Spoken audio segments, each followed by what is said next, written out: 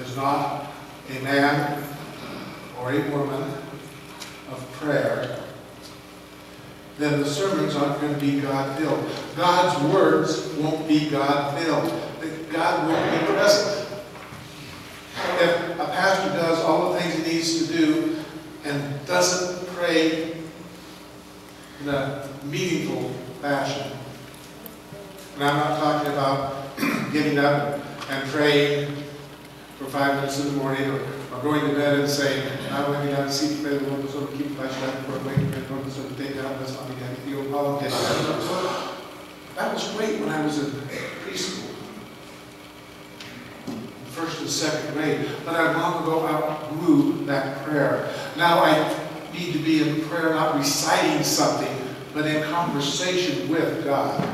And it doesn't do a lot of good if you spend 5 minutes in prayer. I think that covers it for the day,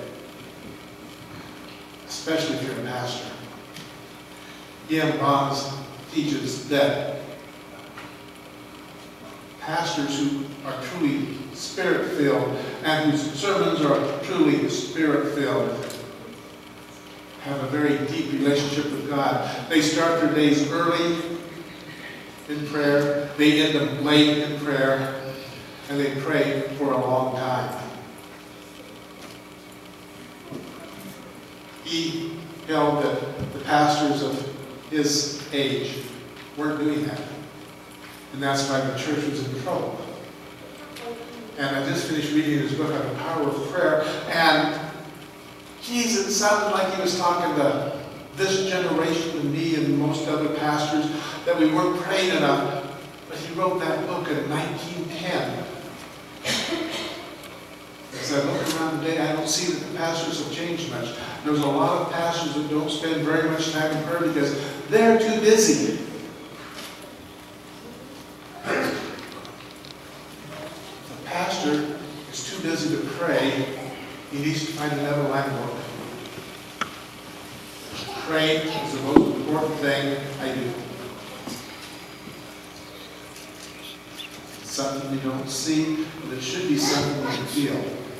It should be something you can hear. Because if I'm in prayer with God a significant amount of time every day, and I'm not talking 10 or 15 minutes, I'm talking several hours a day, then you should hear that and feel that in my sermons, because it's not just me talking it that way, it's God present in God's words.